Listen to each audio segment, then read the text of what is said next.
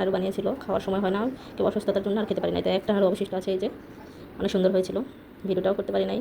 তো এখন এটা খাবো, আপনাদের সাথে কথা বলবো। আসসালামু আলাইকুম, কেমন আছেন সবাই? আশা করি সবাই ভালো আছেন, আমরাও ভালো আছি। তো আজকে আমি আমার বাসাটা সবাইকে দেখিয়ে দেবো। নতুন বাসা আসার পরে ওইভাবে বাসার ভিডিওটা বানাই নাই, আর যেহেতু যে গতকালকে ভিডিও ছিল ওটা বড় ছিল দেখে একটা পার্টে শেষ করতে পারি নাই, তো ওটা ফিনিশ করবো, সেই সূত্রে আজকে ভিডিওটি করা। চলেন আপনাদের সাথে আমার বাসাটা শেয়ার করি। তো নাড়ুটা থাক, এখন আর খাওয়ার সময় হচ্ছে না, একটু পানি খেয়ে নিয়েছি। তো এখন আমি এই যে দেখাই, ডাইনিং থেকে শুরু করেছি।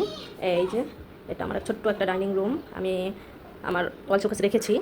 আর দেখেন এই যে বাসা পাল্টাতে গেলে অনেক পেরা, এই যে আমার কাজটা পুরোটা ভেঙে গিয়েছে। তো এটা চেঞ্জ করবে আপনাদের ভাইয়া, কিন্তু এখনও ওর সময় হচ্ছে না, বিদায় করতে পারে নাই।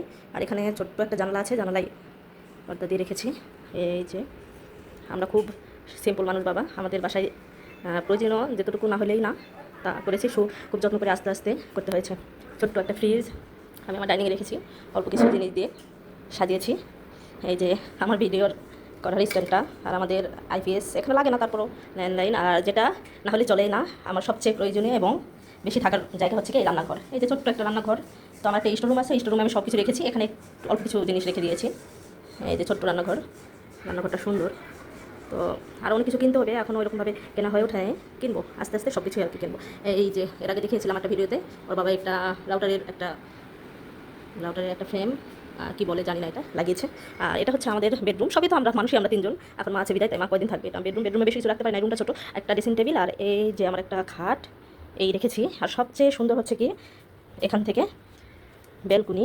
এই যে রাত ছিল, আমি রাতে ভিডিওটা বানাচ্ছি, সারাদিন শুয়েছিলাম। এই যে 2 টাকা গাছ নিয়ে এসেছি, ও বাসা থেকে আমার খালু দিয়েছিল। তো এই যে দেখেন বাইরের লুকটা কত সুন্দর। বাইরেটাও একদিন হয়তো ভিডিও একটু দিয়েছিলাম, তো বাইরেটা সত্যি অনেক সুন্দর। আর একদিন সুন্দর করে আমি বাইরেটাও ভিডিও আপনাদের দিয়ে দিব। তো এই যে আরেকটা বেডরুম, এখানে মোট 3টা বেডরুম, ডাইনিং আছে, সব একসাথে ডাইনিং স্পেস আছে। আর আমাদের ওয়াশিং মেশিনটাও বাইরে জায়গা হয়নি, বিধায় রুমে দিতে হয়েছে। সাথে অ্যাটাচড আছে, প্রত্যেকটা রুমের সাথে আছে, আমার বেডরুমের সাথেও আছে। এই যে আমার সেই যেটা শখের জিনিসের কথা বললাম, যে আমি একটা শখ পূরণ করলাম, সেই শখের জিনিসটা হচ্ছে এই সোফাটা আমার। আর এটা তো আমি আগেই দেখিয়েছি, কিনেছিলাম, একটু একটু করে কিনতেছে আর কি, সব তো একবারে কেনা সম্ভব হয় না, একটু একটু করে কিনতে হবে। এই যে আমার বাচ্চা দেখতেছে। আর এই রুমটা এখনও পুরোটা সাজানো হয় নাই, আর একটু বাকি আছে। আর এই যে পর্দাগুলো নিয়েছিলাম, এই পর্দা,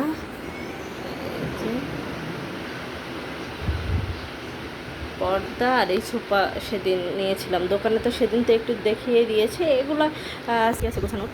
তো এই যে আমাদের এই রুমে শুধু টিভি আর এগুলো রেখেছি, আর কিছু শোপিস রাখবো।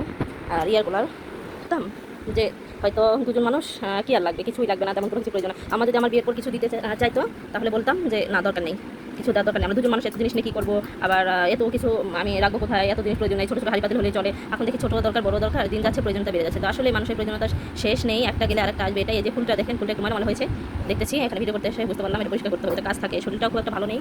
তো সব মিলিয়েই এটুকুই। কালকের ভিডিও তো অসম্পূর্ণ ছিল, তো ভিডিও বেশি বড় করলে কেউ দেখতে চায় না, তাই আজকে আমার আবার ভিডিওটা বানাতে হয়েছে। এই পর্যন্ত আজকে ভিডিওটি, সবাই ভালো থাকবেন, সুস্থ থাকবেন, আমার জন্য দোয়া করবেন। আল্লাহ হাফেজ।